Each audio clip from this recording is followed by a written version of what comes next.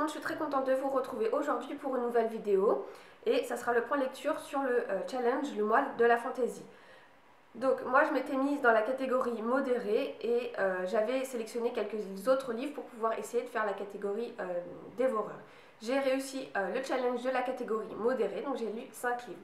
Je vais vous dire tout de suite les livres que j'ai lus pour ce challenge. En tout premier, j'ai lu La guerre des clans, Retour à l'état sauvage de Eric Hunter aux éditions Pocket Jeunesse.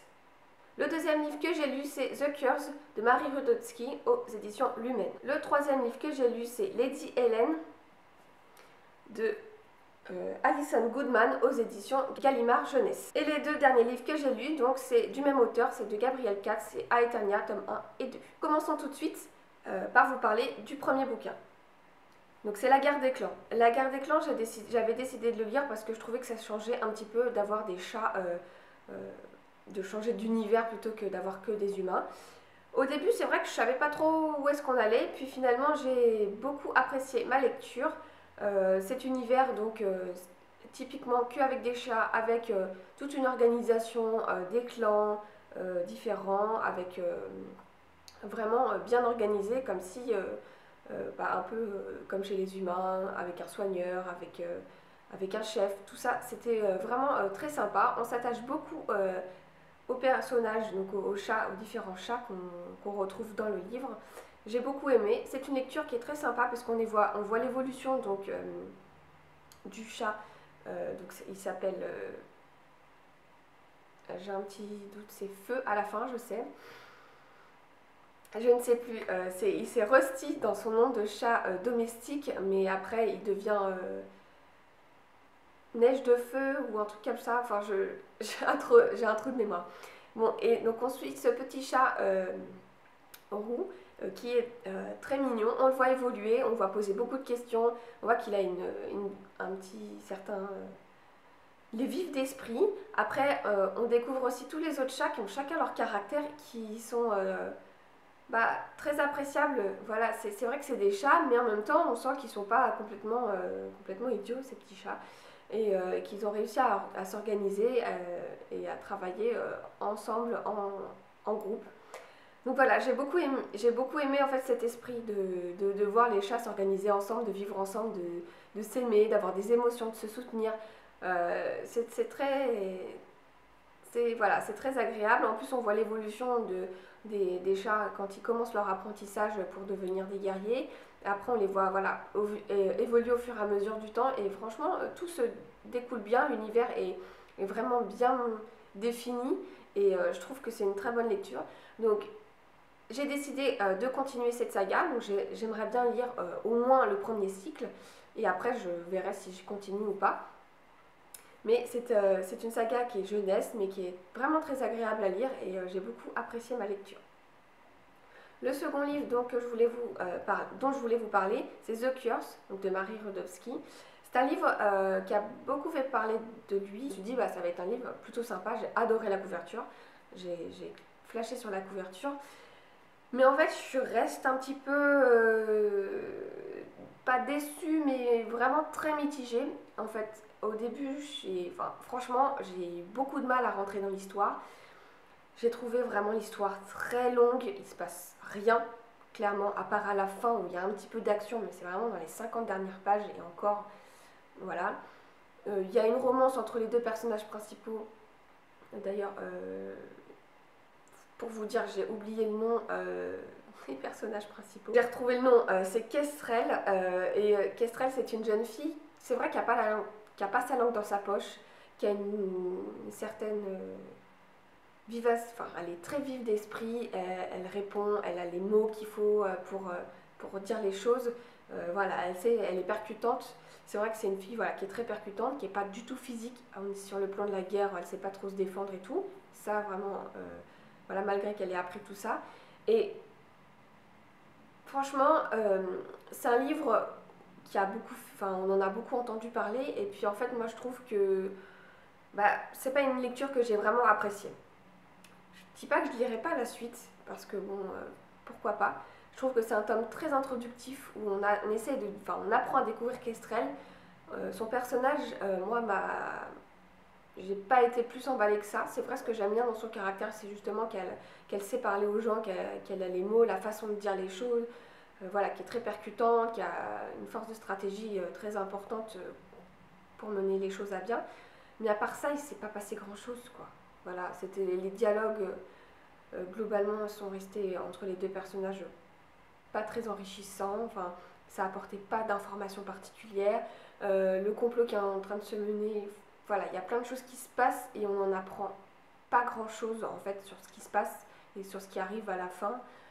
Voilà, les choses se font vraiment sur la dernière partie du livre, et puis pendant tout le premier temps, je me dis que c'est pour découvrir les personnages, mais en fait il se passe pas grand chose, quoi. Et du coup, c'est un petit peu. Moi j'ai vraiment eu du mal à finir le livre, honnêtement. Je dis pas que je lirai peut-être pas la suite, je sais pas en fait. Peut-être que le deuxième tome sera très bien, mais là, le premier tome, moi, je me suis un petit peu ennuyée, je me suis un peu accrochée pour lire, et le personnage masculin. Bah, en fait, il est très renfermé sur lui-même. Pardon, on n'en apprend pas grand-chose sur lui.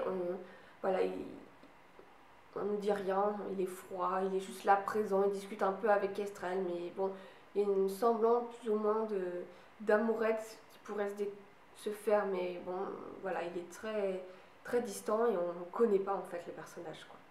On n'apprend pas du tout à le connaître. C'est vraiment elle qu'on apprend le plus à connaître. Et moi, j'ai eu beaucoup de mal. J'ai trouvé ça très lent et très fastidieux pendant une bonne partie du livre, quoi. Le troisième livre jeunesse que j'ai lu, c'est donc Lady Hélène, le club des mauvais jours. Alors moi, j'avais entendu beaucoup de points négatifs sur ce livre. C'est vrai que je ne vous donne pas les résumés, mais je vais les mettre en affiche quelque part par là. Vous aurez un petit encadré où il y aura le résumé de chaque livre. Alors, Lady Hélène, c'est vrai que ça se passe donc dans les années 1800. Une jeune fille, moi je trouve très attachante en fait, qui a une certaine force d'esprit, voilà, qui est très curieuse, et je la trouve vraiment très attachante. Et tout ce qu'elle va apprendre sur son passé, sur sa vie qu'elle doit mener, c'est vrai que je ne sais pas comment expliquer. En fait, tout le livre, on apprend au fur et à mesure du livre ce qui va devenir sa vie et dans quel monde en fait elle vit qu'elle ne connaît pas en fait. C'est assez, il y a un côté très fantastique dedans. C'est moins de la fantaisie comme on pourrait le connaître. Je sais pas si, enfin, c'est dit dans le livre que c'était de la fantaisie, mais c'est vrai que c'est dans un monde, dans un milieu qui a existé pour moi. Enfin, les années 1800, je pense que c'était comme ça à Londres, ça existait, mais il y a aussi beaucoup de fantaisie dedans, avec des personnages, voilà, un peu mystérieux. Je ne vais pas tout vous raconter pour éviter de vous spoiler, mais c'est une jeune fille qui a une force d'esprit, je trouve, une vivacité d'esprit, et qui est très intéressante, qui est très attachante. Ce que j'ai beaucoup aimé dans ce livre et ce que beaucoup ont reproché à ce livre, c'est qu'il soit très lent. Et bien figurez-vous que moi, je n'ai pas trouvé ça si lent que ça. J'explique, c'est vrai que il n'y a pas de l'action à tous les moments du livre, c'est une briquette, hein, il n'y a pas de l'action à tous les moments du livre, mais il y a quand même, je trouve que les dialogues servent vraiment l'histoire et on en apprend énormément à chaque dialogue entre les différents personnages et entre Lady Hélène et Carlston, Lord Carlston. Et je trouve que, voilà, c'est ce que j'ai bien aimé, c'est que vraiment les dialogues, les moments où il n'y a pas d'action véritable, ben, servent vraiment à l'histoire. On en apprend énormément et je trouve que finalement ça rend pas le livre si lent que ça. Je pense que ça sert au bouquin et que les peu d'actions qu'il peut y avoir, bah, ça permet de faire évoluer et d'avancer l'histoire. Moi j'ai trouvé que ce livre n'était pas si lent, j'ai beaucoup aimé l'histoire, le milieu, l'ambiance. C'est vrai que c'est pas un livre avec beaucoup d'action, ça, faut être honnête, mais je trouve que vraiment, on a tout au long du livre, l'histoire s'est bien déroulée, on en a appris à chaque moment, à chaque passage, et j'ai beaucoup apprécié ce livre et j'ai hâte de pouvoir lire la suite. Et les deux livres donc adultes que j'ai lus, en fantasy adulte que j'ai lus, c'est Aeternia. En fait, j'avais choisi le tome 1 d'Aeternia et le tome 1 des épées de glace d'Olivier Gay. Et bah, j'ai commencé par le tome 1 d'Aeternia et j'ai surkiffé. J'ai adoré. franchement, ce que j'en avais entendu, j'avais entendu que c'était super bien, que c'était un livre vraiment génial et tout. Au début, je me suis dit, quand j'ai commencé, je me suis dit, waouh, dans quoi je vais? Par rapport à ce que j'ai lu comme résumé, je n'avais pas le sentiment que c'était exactement ça. Et en fait, il se passe énormément de choses, on en apprend beaucoup. C'est un univers où... Donc c'est dans... Comment expliquer ça? Pas un univers moyenâgeux parce que c'est pas exactement ça, mais avec un univers avec des gladiateurs, avec, avec beaucoup de religions. Voilà, il y a beaucoup la religion qui est mise en avant. C'est pas la religion qu'on connaît nous, hein, c'est des religions inconnues, différentes de celles qui existent dans notre monde actuel. Et en fait, il se passe beaucoup de choses, énormément de complots, énormément de retournements de situation, des choses. Il y a un peu de magie, tout ça, et il se passe beaucoup de choses, malgré qu'il n'y ait pas de l'action à chaque moment de l'histoire, mais il se passe toujours quelque chose. Les dialogues servent l'histoire, c'est très très bien écrit, et c'est un milieu complètement différent. J'ai tellement aimé que bah, du coup, mon deuxième livre adulte, dans la fantaisie adulte, bah, j'ai lu le tome 2, quoi, parce que je me suis dit, waouh, c'est super bien, c'est un univers complètement différent que j'ai jamais lu. Et finalement, j'ai beaucoup aimé l'action, les différents personnages aussi. Il y a des personnages qui sont très attachants, d'autres qui sont un petit peu, qu'on a envie de baffer un peu tête à claque, mais qui justement servent bien l'histoire, la manière dont ils arrivent à pas prendre le pouvoir, mais à se mettre en avant. Voilà, c'est un univers qui est très intéressant parce que les personnages ont vraiment un caractère. Chaque personnage a un caractère, sont très voilà, sont pas simples. Voilà. Chaque personnage a un vrai caractère. On les voit vraiment évoluer tout au long des livres. L'univers, enfin, les histoires, l'univers est très original. Et voilà, tout ce qui en découle, je trouve que l'univers est vraiment bien fouillé, recherché, travaillé. Et c'est ça qui m'a énormément plu dans ces livres. Donc je vous les recommande vivement. C'était super bien. Pour faire un petit point sur le challenge, j'ai beaucoup aimé faire ce challenge. Ça a été un petit peu difficile dans le sens où il y a des livres que j'ai mis plus ou moins de temps à lire parce qu'en fait j'avais un peu de manque de temps.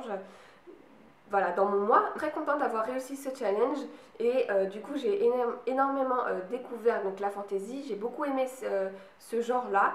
Je pense continuer à lire ce genre et en découvrir plein de livres par la suite. Ça a été vraiment une super surprise pour moi parce que j'en lisais très peu, notamment dans la fantaisie adulte. Je pense beaucoup creuser tout ça, j'ai bien apprécié. J'avais sélectionné donc d'autres livres pour espérer faire le challenge dévoreur, mais je n'ai pas eu le temps. Voilà, j'ai pas eu le temps. J'ai commencé d'autres livres de fantaisie. C'est vrai que c'est un genre qui m'a bien plu et donc j'espère pouvoir en découvrir d'autres. N'hésitez pas à vous à laisser en commentaire des livres, que ce soit jeunesse ou adulte en fantaisie, comme ça je pourrais les découvrir. J'espère que cette vidéo vous aura plu et vous aura donné envie de lire certains livres qui m'ont énormément plu et vous aura permis de découvrir d'autres livres. Si vous avez bien aimé ce genre de vidéo, laissez un pouce en l'air et puis je vous dis à la prochaine. Bye!